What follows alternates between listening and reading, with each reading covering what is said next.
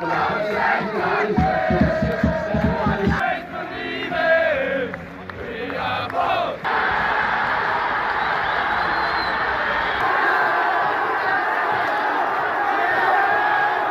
lads, welcome to League of Ireland Weekly Show. Myself, Keith Fitzsimons, and Cian Menton. Cian, how are you today? How are you, bud? All good, yeah? Good stuff, good stuff. We're both wearing our Pats gear today, but we're not biased, we'll just say that. So, no crowds in for the foreseeable future. That was announced the other week. We haven't had the chance to talk about it. Disappointing, but it was coming for me. What's your opinion on it? Look, nobody likes to hear that. Nobody likes to hear they can't go and support that team. There's nothing we can do as fans, to be honest with you. But like, the reason being, it's not safe, and it's not safe to be in the ground when the matches are on, and that's the reason behind it. It's to keep the players safe, to keep the fans safe, to keep everyone safe. So, I think it's not ideal. Nobody wants to do it. I don't like looking St. Pat's play, and I'm not at the game. But look, it is what it is. Like, we can't really do much, you know. What do you think of the streaming service now? €55 for home Irish people, €69 for overseas. I think it works out, the €55 one, something like €1 a match I've seen. Whether that's true or not, but it must be near enough about that. It seems reasonable to me. You can see any game if you like. The games are spread out, so it's possible someone could see 3 or 4 games over a weekend. Which is, I see you're smiling already about that. No, that's something I'm looking forward to. Really, now it's behind closed doors. It's not going to be the same. Watching the matches are going to be like training games. Look, there's nothing we can do about that. But to see 4 League of Ireland games in one day, as such, or 2, or whatever it is, over the weekend, I can't wait for that. Like, you know, it's the league. It's something we haven't had before, so this is new, and I think people will pay. It's 55. It's not bad at all. Nobody can even really give out about that. Like, it's coming at a cost. I still see people giving out, believe it or not. But yeah. Now look, it's coming at a cost. But if we didn't pay for it, we wouldn't have it. So I honestly think it's worth the money. I'll be definitely going for it, and I'll be definitely looking at the matches, and I'm gonna enjoy them. So yeah, it's something I'm really looking forward to myself personally now. Like, yeah, as you say, it's something positive. Like, we kind of get sick of all the negativity, and I suppose with the COVID thing and all that, we kind of get the negativity comes to us very easily, doesn't it, at this minute in time? Yeah. So, you know, you're trying to teach yourself in a way to be positive as well. But that's definitely something. Look, this is something where we get to watch League of Ireland football. Like this, like in general, this probably would have never happened, and like it would have never happened. And then we're trying to look at Soccer Republic on a Monday night, and we have a 20-second video of Sligo playing balls, and you can't judge a game, you can't look at it. So this is something I'm really looking forward to. We're sitting down, we're looking at a full game, looking at our own league, and I really do think it nearly is a step forward. Like, and I'm really looking forward to it. Yeah, funny you should mention that, because I think this is something they should really look to do in the future regardless as well. I don't know if there's a way they can do, certainly for overseas people that can't see games or overseas. It's another avenue for possible income for clubs going forward, isn't it? If they do it right. Yeah, you see, you don't want it. It's a touchy subject. You don't want you don't want the fan paying whatever amount to be, probably 200 for the year. You don't want them sitting on his arse watching it on a Friday night if it's raining. You know, you want them out. You want them in Richmond, or you want them in Taleb, wherever it may be, watching that team play. So that, like, there's ways around it they can do it. Maybe they could buy a virtual season ticket where they get on the game, stuff like that. But I think clubs is going to be very cautious and very careful with it, because they don't want people not coming to the ground, and that's what they try and strive for. You know, we're trying to get bums on seats in this league. 100%, yeah. I think maybe the overseas market they could do something with, if they could look into some way of doing that. I don't know how much of a market there is there, though. You know, that kind of. They tried something. I don't know if you remember. Yeah, they did. Yeah, they tried something about 2 years ago, I'd say. And now nothing ever came of it. I never heard of it, but they tried something and it didn't work. But you know, like, this is like people as well are going to have to be patient, I think, as well. This is the first time the streaming service is up. And with no disrespect to whoever's in charge of it, I do expect a couple of difficulties technically and stuff like that. Look, that's going to happen. This is new to us all, so people just need to chill out for a little bit, realise that, and like they're getting to watch their team play, and I don't think there's anything better than that. And the good thing is, as well, a number of clubs, the season ticket holders, are going to be getting this for free, essentially, as well. Which means I'm not sure which clubs, 3 or 4, Bowls, Shelbourne, Derry, there might be someone else confirmed. And others might jump on as well. But I suppose that's good as well. I know guys have paid season tickets and all, but there's not much more a club can do, is there, than just offer the free. No, like, I don't know whether clubs will look at, like, I don't think a lot of fans will be looking for any sort of money back or anything. I think it'd be very difficult for clubs to offer a full refund to every single fan. I think what they might do, this is me just thinking off the top of my head right now, maybe they'll cut the price of next season's a little bit for the season ticket holders this year. You don't know what way it's going to work, but that's me thinking off the top of my head. That would be a realistic thing to do where the club is not losing any money. As such, I know they're discounted season tickets, but they're not actually giving money out. So I think that could be an option for a lot of clubs. And look, realistically, apart from probably 3 or 4 clubs, there's not a lot of season ticket holders. Like that there's not a lot, so it's not the end of the world. I think clubs can easily sort it, and I know fans are season ticket holders. They love the club. They're a lot of fans. Like it's not. Rather not take it back anyway. Yeah. Yeah, like I know it's 300 or something, whatever it may be, 300, 200, and like realistically over a year, it's not a lot. So I don't know whether a lot of fans would just write it off as just say a no-go. And, I presume, speaking, I'd say that's what will happen. I think so. I think a lot of fans are thinking like that as well. That'll be the first division clubs as well. Unfortunately, they have to kind of do their own streaming service if they're going to go ahead with it. Now, some clubs are going to be doing that. I know Wexford are definitely doing that. And there's other clubs looking into it, so to speak. It's a little bit more awkward for them, I guess, isn't it, compared to the Premier Division clubs? It's a little more awkward, and it costs, like, they're going to, well, I know a lot of the First Division clubs to be a lot of volunteers who'll be willing to stand there with the camera and record it and put it on whatever it is, Vimeo or stuff, whatever they're uploading it on. But it's awkward for First Division clubs, but the market, for with no disrespect to them, the market it's probably not worth it because if there's a Premier Division game on, you watch the Premier Division game, and it shouldn't be the case, but that's the case. It depends how big the club is as well. Like someone like Galway United, I'd imagine, would be able to do it, no problem, if you know what I mean. Yeah. But I'm not really sure if they are doing it or not. I haven't seen that yet, but it depends how big the club is. Then again, Wexford are very small, and fair play to them. But I don't know, you know what I mean? They might know somebody who can do it at a certain rate. Yeah. All that kind of thing. I don't really know because it's all very individualistic. So every club is going to be different. But I would like to think that some of the more supporter clubs would do it like a Galway or a Drogheda, let's say, for example. Yeah, Longford. It'd be very disappointing for those fans to literally not be able to see any football from their team. I know. Clubs are understanding. I can't see that being the case. Clubs will, like, whether it be a Facebook Live or a YouTube Live, clubs will do that for the fans. Like, I've no doubt about it. As you even say, YouTube Live is actually a decent idea as well. So some form of stream, like, you know what I mean? Yeah.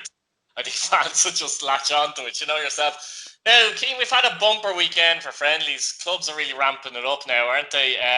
I lost count of the amount of friendlies we had over the weekend, but Dundalk beat Drogheda 1-0, which was a loud derby. Obviously a friendly, but from Drogheda's point of view especially, you'd like to take something from that, be it, again, friendlies are very hard to judge, but you can only take from what you can take from them, I guess.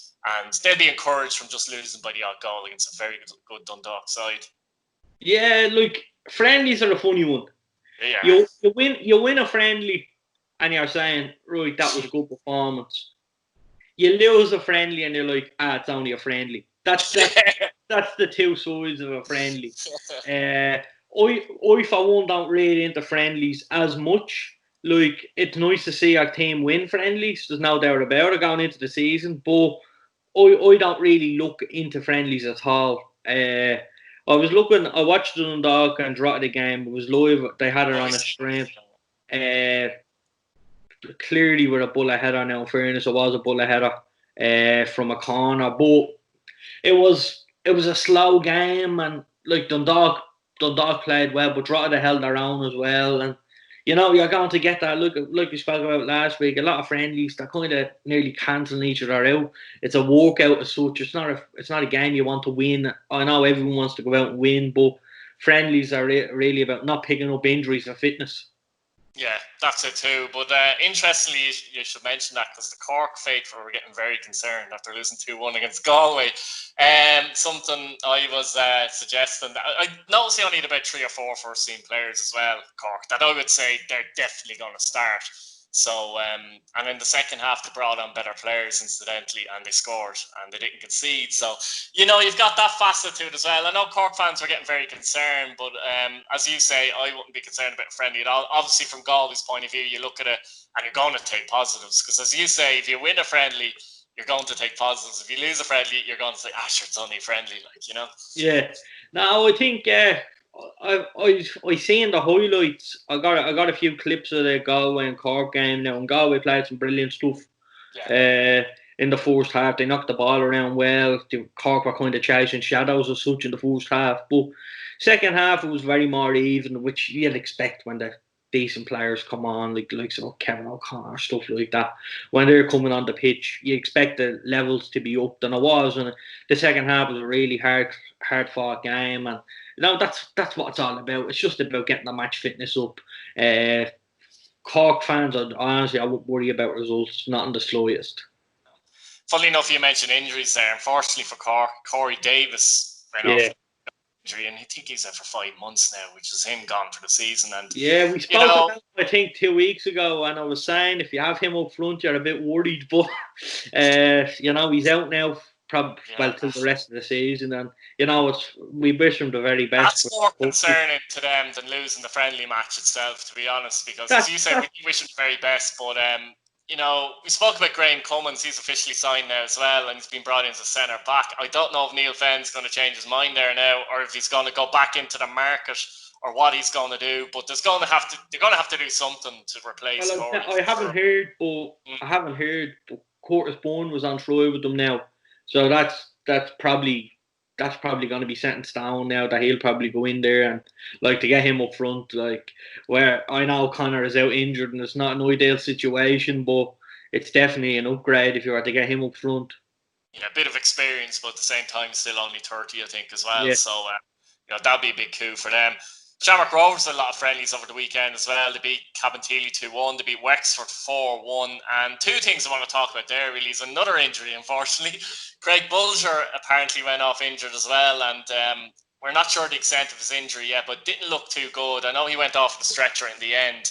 And someone mentioned it could have been ligaments as well, ligament damage in the leg as opposed to the foot. But that would be a huge loss for Shamrock Rovers, wouldn't it, if he was missing? Of course now. We seen the picture. You sent it to me yourself. The positive news, we don't know the extent of the injury, but the positive news was, I know he went off on the stretcher in the end, but he got up and he was standing up in the photo. So hopefully, for the league's sake, the league needs a Greg Bulger, that he's back as soon as possible and fitting well, because he has been up there, I'd say, with Chris Shields in that untouchable defensive mid-row for, I'd say, since 2012, 2013, since he was at Pats, and that's he's literally everywhere he goes, he just bosses the midfield, and he very rarely has a bad game. Yeah, no, he rarely has a bad game. You never see him getting cut out of position. That's one thing as well. And no, I mean, at worst he has a solid game, basically. Yeah, he's a player, and he gets the ball down, and he offers you both. And we spoke about him when I done my Pats Best 11, and he was in that, and the Pats have had some serious centre defensive mids, but he's able to defend He's able to get his shorts dirty. He'll definitely take a card for the team, which he done a number of times. But like going forward, he just offers you so much, and his vision of the game. I think Greg has to be up there with one of the best to play in the league, like over a consistent basis. He's just every week he was there. Yeah, and the thing is, Rovers have a fantastic midfield, but at the same time, have they got another Craig Bulger type midfielder? Like, I sent a message to you, and we were kind of discussing it a bit, and I was saying that they could even have to, if they were missing him, they might have to change their system up a little bit if they feel like they've nobody who can go in and literally do what he does. I don't know if Liam Scales might be able to do it a little bit, but he wouldn't have the experience. It's possible, but you know, you talk about Dylan Watts and players like that, good midfielders. The guy they got from UCD, his name is Gary O'Neill. Gary O'Neill, but they're not that style of midfielder, are they? So it'd be interesting if he was missing, how the dynamic would work in the Rovers midfield. You know, a lot of people might say, poor Shamrock Rovers are great midfielders. You know what I mean? What you're talking about. But look, if you're head-to-head with Dundalk for the title, any little thing you lose or any little thing you gain may make a big difference in the end. So yeah, of course, Rovers would love to have him available, but I've no doubt the squad they have, the depth they have, like Ronan Finn can slot back into midfield, and he played a bit deeper with Dundalk in times, and then he moved them forward. But he was really, when he's playing for Rovers, he kind of played. He was a centre mid. He wasn't an attacking mid or he wasn't a defensive mid. He was just in the centre, and whether he really got the form he got from Dundalk, I don't know. I don't think he ever really kicked on Ronan Finn now, but like that's an opportunity for him now. He's been pushed out to the right side, and in fairness to him, he has been playing well out there. But with injuries, players need to look at themselves now and say, "There's a gap. I'm going to fill that." And I think that's Ronan Finn's chance now, from getting out on the right to getting back into the centre where I feel it's his best position. Yeah, speaking about opportunities, Dean Williams has been scoring a few goals in the pre-season of Shamrock Rovers as well. 20-year-old striker. 7 goals, I think, for Bray in 9 games on loan last season. And he was at loan for part of the season as well, where he scored a lot of goals. Yeah. Very, very good striker. He could be, I'm not saying he's going to get in ahead of Aaron Green or anything like that, experience, etc., but I think we've 5 subs, haven't we? Yeah, coming in. To effect? That could be a big thing. It could be an opportunity for him to come on late in games and maybe do something with Rovers. He's got a lot of ability. You know, I think he'd be knocking on the door. What do you think about him yourself? Yeah, the ability is there. There's no doubt. Like, he's a player and he can play and he can score goals. Like, I've seen him play in the first division last year for Bray. He was excellent, and like, he's scoring goals, and that's the only way he's going to get recognised. And like, he scored an awful lot of goals. I remember in the pre-season, just gone, and he was scoring as well a couple of goals. And you know, it's a big boost for him, because like, you're looking at him before and you're thinking, right, he's going to be loaned out again. He's going to have another solid season, because I'd say an awful lot of first division clubs are looking for him. There's no doubt they were looking for him, and I feel now like Rovers have given him, like, they've given him that little bit of faith that he can get in there, and they've played him a lot of games, and he's been in the squads and stuff. So I think we will be seeing Dane, and hopefully we'll be seeing him in the league for a long time, because he can score goals, and you know, there's not many around. Yeah, the fact that he's not featuring in the B team friendlies or the second team friendlies, whatever you want to call it, shows that he's held in high regard and he's part of the first team squad without doubt. Different type of striker as well. He's, as you say, he just seems to be a natural scorer already. The age of 20, but he's a natural scorer, right? Doesn't matter where he's gone on loan, he's just banging them in. And he obviously is a very confident boy, because to come into Shamrock Rovers, okay, I know they're friendlies, but still, you're coming in, a lot of players, big reputations. You know, I think if he was given a run of 5 or 6 games, say if Green was injured, I think he would score goals for sure. Like, definitely, and I think as well, look at the players around him.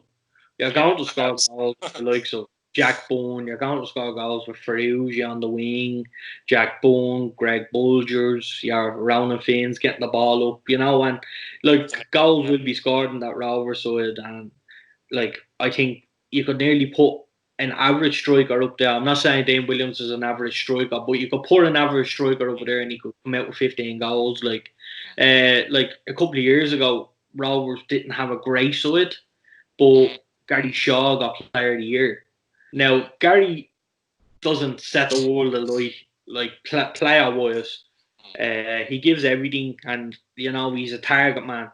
He's not a top-level League of Ireland striker, put it that way. No, but they got the ball into him, and he scores. So that proves the point that you don't need to be a top class striker. Like, I think Aaron Green is very underrated, I think. But at the same time, if you were looking back on strikers, let's say in the last 5 years, you probably wouldn't even be in the top 10. He's not a natural goal scorer. Like, he does run the channels well, and he's clever with his movement and creates space for others. There's no doubt about that. So he does very well. But if you're talking about a number 9, he's not really coming into your head. Rovers haven't had a number 9. It's Twig. I would say since Gary Twig. Yeah, there's nobody. They had the likes of Mark Quigley and stuff, but it never worked out. Yeah. Danny North never worked out, but they haven't had a decent number 9 since Gary Twig, and that's worrying for a club like Rovers. But like I said, they've kind of found a way around that now, where they kind of get away with an average striker. Because there's so many goals in their midfield that, and Graham Burke we didn't even mention. McInnes. Yeah. So if you get away, if you've got guys who can score goals, we're talking about players there, and even Jack Byrne, that can score 8 to 10 goals a season. Yeah. Before we get to the striker. So that's what Byrne, Burke, McInnes can definitely do that. If they had a top striker, if they had Hooban and Dundalk had Green, and that's now, again, Green's a good player, like, you're having Rovers definite favourites, I feel. Yeah, of course. And then I think, we haven't seen Gaffney. I know we signed late in the start of the season, and obviously with the lockdown and stuff, we haven't really seen him back. But he was banging goals in for Limerick when he was here. He was a good signing for Rovers, I feel, coming back from Salford. Big signing as well, he wouldn't have come cheap. So I would say he'll be given a nod as well. So Dean Williams, I'd say at the minute, with no disrespect, I'd say he's third choice. But if he keeps scoring, there's no doubt he's going to be in the first team. And if he just keeps taking his opportunities, which he has done up to now, he's taken every opportunity that comes his way. I won't be long till we seen him playing as a number 9 for Rovers week in, week out. Yeah, especially as you say, if Gaffney does come in and say he does struggle for a couple of games or whatever, and Williams is banging in goals here, there, and he's doing it in training. The manager might have no choice but to pick him ahead of Gaffney. But it's a nice problem to have from their point of view as well. Find a few goal scorers. No. Speaking of goal scorers, we'll move on actually to St. Pat's now, because Pat's had 2 friendlies over the weekend. I believe they played 2 different 11s, but we don't know exactly what they are. But we do know that Ronan Hale scored 2 goals against Longford Town. I think that one was that Saturday? No, that was Friday. That was Friday. Today is that was Friday and it's Saturday. Ronan Hale's an interesting one, because I wouldn't say he's a divisive figure amongst Pats fans. I think people know that he has a lot of ability. I think the question people have is where his best position is. Where do you sit on that side of things? Yeah, like, I wouldn't play him as a 9. I wouldn't play him as a striker now. And then I'm kind of saying I wouldn't play him as a winger. And then again, I wouldn't play him as a 10. I'd kind of just... It's funny the way I'm looking at it. I'm trying to think, and I've actually looked at this week in, week out. I'm like... It's a difficult one, yeah. I kind of let him play in the 10. Yeah. Let him run out to the right, let him run out to the left. Give him that free role as such. Yeah. Because, like, he's bags of ability. He can get on the ball. He can play. But I do think he could run through, create space for the striker, and he could run past the striker and get into himself into a number 9 position. But I think a free role would be kind of best for him, just to see. Yeah, I think you're right. I think Stephen O'Donnell's trying to figure it out as well with him, if I'm honest with you. Yeah. He played in a game against Shelburne. He was up front in the zone, and I didn't think it worked. When he was up front in the zone, he could work in a 2, but most managers don't play a 2. He's not what you call a winger, so he's not going to get to the byline, whip cross into the box. However, he could be something like Aaron McAniff is at Shamrock Rovers, an elusive kind of a forward, but not a midfielder. It's hard to explain. I think between the lines, obviously. His best position, without pinpointing it, I think, is getting the ball deep, running forward, and creating passes or shooting. Like his goal in Sligo, he got the ball deep. Played Sligo, he took the ball deep, took about 3 or 4 touches, I can't think offhand now, and just drilled it into the net. And I think that's his best position. And he has a long shot in him as well. He can. I believe one of the goals against Longford was 30 or 40 yards. 40 yards, I believe, yeah. Like, again, I'm just thinking of the goals he scored for us. His debut in Turner's Cross, we played Cork. He took the ball from deep again, ran forward, and finishing out.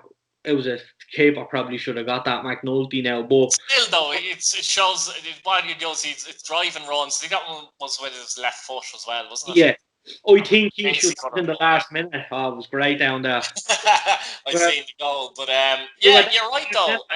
Well, sorry. Webby got sent off in that game. We're down to 10 men. Yeah.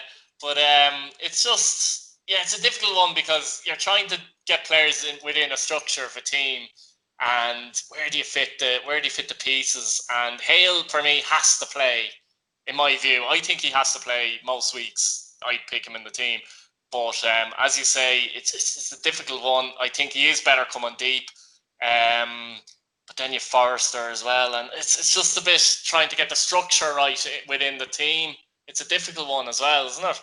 Yeah, look, it's like this is something that Stephen has looked at. There's no reason why you wouldn't look at it. Just like you need to have the players there, you need to be able to fit them in. And I think for me that's Hale's best position now. And like when he plays for us, we don't have a striker. We kind of have a number 10. From looking at the games now, I don't know what the plan is going into games and stuff like that, but it's kind of like we play with a 10 and 2 8s in Forrester and Benson, let's say. Almost like a false 9 when he plays up front, in a way, as people call it. And but it just doesn't quite click when they do that for me personally overall. But it's a case of just fitting them into the team. I think what Stevie's trying to do as well is get players that can interchange as well. So you might have King, movement and interchange. But Rovers do that. We talked about that. And I think that's what he's looking to do. But he's been trying to find his best formula. But Hale, I think, fits in somewhere. Yeah. Now, it depends on what you're looking for. Like we said, he fits in somewhere if you're looking for what he has. Like, I think personally Pats are better with Billy King out on the left and Dean Clark on the right, and the two of them can change as they keep going. I think we play better with wingers, out and out wingers. King is definitely an out and out winger for sure. Yeah. But I think we play better with the out and out wingers cutting in and getting crosses or cutting in and taking a shot. I think that's Pats. I think getting the ball from midfield, looking for the wingers or looking for the overlapping fullbacks, which we've had for a number of years now. I think that's our, like, a lot of clubs, a lot of teams are strong in the centre. So I think we've kind of been accustomed with Liam Buckley and stuff like that, of nice little passes in the centre, out to Jer, getting the ball down to Conan cutting in and having a pop or crossing it in. You know, that's what we focused for years with Pat's down the right. And Bucko kind of like the left-sided midfielder. I know we're talking about Bucko, I know Stevens the manager, but for years what we've done was that we played on the right, and the left side we'd have maybe Forrester or whatever it was at the time, Billy Dennehy, then over, you're cutting in. We kind of never really played down the left as such. It was always to the right, and I think that's like a worked for a long time, and I think that could definitely work. Even it may change it to the left, but I think we're strongest out wide, and then when the ball breaks down, we can get the ball in the middle with Forrester, Benson, and play some serious football. But I do think the wide positions for us we should be looking at. Definitely. I think it'll be interesting to see how Ron Hale does when we get back and see how he's played as well. So that's an interesting one to watch out for.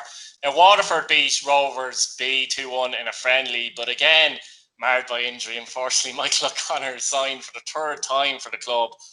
Looks like he has a serious ankle injury and he's basically gone for the season again.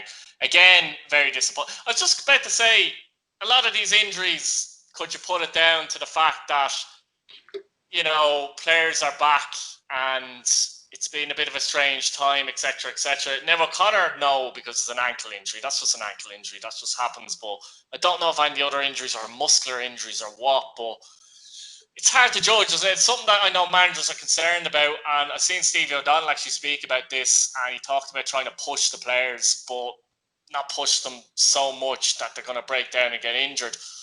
There was a slew of injuries over the weekend in general, and I don't know, do you put down as bad luck or the fact that maybe we're being pushed too hard, or what way do you see it? Well, I wouldn't, it's new for everybody. So this is totally new. I think we spoke about it before. I says that no team is going to have a full squad. We're going to pick up injuries. We're going to pick up niggles. We're going to pick up muscular injuries. Now, the O'Connor one is different. Ankle, yeah. It's his ankle. He done that. He done it in a match. It wasn't a muscular issue or anything like it. So that I put that down to bad luck, which is terrible for, let's say, Waterford, and especially with the new manager, stuff like that. It's not an ideal situation to have your number 9 out. But I wouldn't say they're being pushed too much.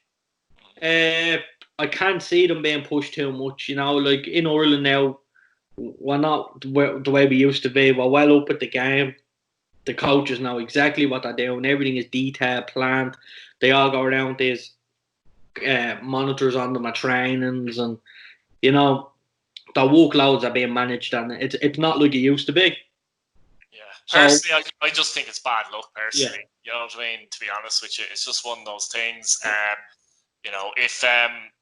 If Bulger did do ligament damage, that's nothing got to do with pushed either. These things, they're injuries that can just happen as well. Anyone can roll over on their ankle and break their ankle or whatever as well. That's another thing as well. But O'Connor, huge loss to Waterford as well. The only good thing about Waterford is they've retained an awful lot of their players. So the likes of Ali Coote, Tyrek Wilson and Sam Bone, I thought at one point pretty much all those would be gone. Obviously Murphy in goal as well actually is there too. So who's a big goalkeeper for them. So from their point of view, obviously John Sheridan's their new manager, but they've got Fran Rocket, which is crucial, I think, because there were a few quotes from John Sheridan which I thought were interesting the other week. I don't know if you've seen them and that, but I sense he underestimated the league a little bit by some of his comments. I don't know if you've seen them. Did you see them yourself? Yeah, I seen what he said. Look, what did you think? Yeah, he's new to the league. I wouldn't say he's underestimating it at all. Yeah. He's looking at, maybe he's boosting his own players. He's trying to look at it that way, that he's like, there's no reason why we can't go out and push for the title. He's saying this to the players. Like, the players feed off that. I'm not going to go out, if I was a manager, to the media and say it's going to be a long, hard struggle. I think we're going to find it very tough. You're not going to do that. It wouldn't be a good start for him as a manager. No, you're not going to do that. He needs to get the backing of the Waterford fans on his back, and I think what he said, what he done there. Maybe some people would look at it as he's after disrespecting the league or anything, but if he was disrespecting the league, he wouldn't be here as manager, and he wouldn't come in and disrespect the league. He knows the league. He knows the challenge ahead. He's not stupid, but at the same time, I think he's given his players that little boost, and he's given the fans that little boost. Like, we're Waterford, why can't we go and do this? And that's what I took from it now. Because if I was a manager, I wouldn't be saying we're going to be in for a struggle, or and I personally think that's all it was, really. Yeah. Do you think yourself, do you kind of see Waterford actually make a push for Europe personally, though? Well, what are we talking about? Talking about top 3 or 4, aren't we here? Like fourth, will fourth get you into Europe, depending on the cup winners, etc., Depending on the cup. I can't see them making top 4. Personally, no. But as a manager of Watford, you have to. And like people might think he's disillusioned or whatever they call it. But I just think he needs to instill this confidence in the players, and I think he's doing that. And training, from what I've heard, has gone really, really well. Everything has stepped up a notch. And, they are going to be hard to beat. You know what you're going to get from Watford. You're going to get a hard working side. They're going to get a demanding side. They're going to get a high-pressured game. They're going to be pressing from the front. Watford... I'm pretty sure he's going to be making a few signings as well. And I think they're short at the back, if I'm honest with you. They had the young guy, Dean Walsh. He's a striker. He plays centre-back against Rovers B as well. Yeah. So they lost the 2 boys. I think Burley and the other guy, I think Mayo's gone as well. So they lost them guys. So obviously Cummins was an option at centre back, so they're definitely short there. There's no doubt about that. He will. He is going to add. He is going to add, and whether they're in a position to add, we don't know. Whether he'd be bringing up a couple of 19s, but look, Waterford, he'd be happy to stay in the league this year if it was him. Well, I'm not saying they're going to be fighting relegation, but he'd be just happy to stay and maybe get through 2 or 3 rounds. Well, there is only 2 or 3 rounds of the cup, but he'd be looking to get into the next round at least. With the fixture they have, that's going to be difficult, isn't it? Dundalk, Northern Park. That's what he'd be looking at, and he'll be putting everything into that. And I can see Waterford, if they give him time, he knows exactly what he's doing. Give him time, stick with him, battle through with him. He's coming into a squad that's literally been ripped apart the last 2 seasons. So it's a big rebuilding process. It's not going to happen overnight. Give it time, and he will. They will be up there. I've no doubt in about. I'd give it 2 seasons, and they'll be up there. And interestingly enough, they're actually the under-19 champions as well, aren't they, Waterford? So they've a lot of good players. They've Shane Griffin, funnily enough. He's young players come through the ranks. There's good players. Another guy, Power, is very good. Obviously, I mentioned Dean Walsh as well. So I haven't seen them all play in detail, I must say, but I'm aware of them. And they're rated highly, a lot of these players. And clearly, if they're under 19, it's not easy for Waterford to win an under 19 championship when you think of the likes of your Rovers and teams like that, and your Bows, and even your St. Pat's actually, and maybe Cork actually as well, and Sligo and that. So that was obviously a massive, massive thing for that club to win that. And if they can gel it with the right players to bring in over the next couple of seasons. As you say, there's been a lot of negativity about Waterford, but there's a lot of positive there as well. Yeah, look, what they've been doing over the lockdown now wasn't good. What happened, and I know they got a lot of bad publicity and stuff like that. But now, Power is giving them the backing. Everyone's getting the backing. Everyone's pulling together, and I think Waterford will be back up there. Just give it time, because he needs to bring in a couple of players. There's now you just have to look at the squad and see that he knows that.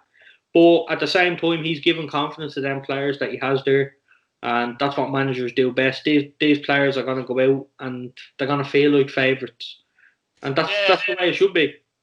I think the interesting thing with Power is that 1 minute he's not back in the club, it seems. The next minute he is back in the club, then he's not backing them again. Then it's very confusing, isn't it, for Waterford fans? The start of the season, they were late getting the news out. Yeah. But they got the news out, I think it was January. They got the news out and they said they were going to back Alan Reynolds, stuff like that. And then this lockdown happened. Look, it's hard. I'm not running a club. No Waterford fans are running a club. No fans are. So they need to realise, look, this is his money at the end of the day. He's in here, and let's be real and let's be fair to him. I know he's got a lot of stick, but he has put his hand in his pocket. I know, hoping that they'd make Europe, and they did make Europe, and obviously it was taken away from him. But you can understand his frustration as well. If you were to pump in hundreds of thousands of euro to get into Europe, and then all of a sudden being told by a governing body that will certify it, and then being told no because he's obviously had to leave, and you can understand his frustration. They would have budgeted as well for the fact that we're going to be in Europe and what players. The players and after this. Yeah. And look, like I said, he's got an awful lot of stick. But if any Waterford fan or any League of Ireland fan is going to give him stick, I wouldn't give him stick until they put the same amount of money and effort he put in. That's me personally. I think the question about him is, for a lot of Waterford fans there will be, is he going to be there next season?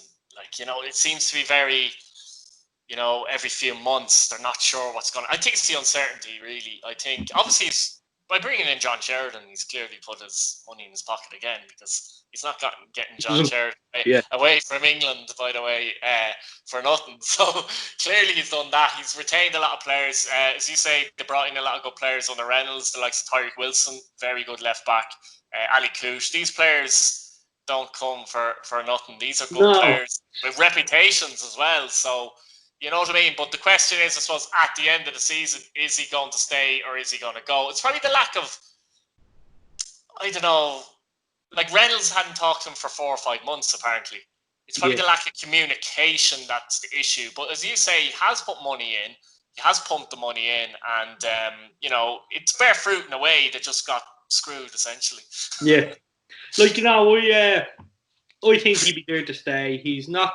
If he wasn't there to stay, he could have just left after the virus, or he could have left the end of the season, but he could have just brought in a manager to see out the season. But he's had to show a big statement of intent bringing Sheridan in, and I've no doubt he's going to stay, and Waterford will be a driving force in a number of seasons. Right, Cian, we'll leave it there for this week. Fantastic stuff as usual, and we'll be back next week. I think next week is the week ahead of the league kickoff, isn't it? Yeah. So I'll tell you what we'll do next week. You'll run through your 1 to 10 in the Premier and First Division, so there's a job for you. That's going to be tough. That's going to be tough, but it'll be good. Yeah. Right. See you later.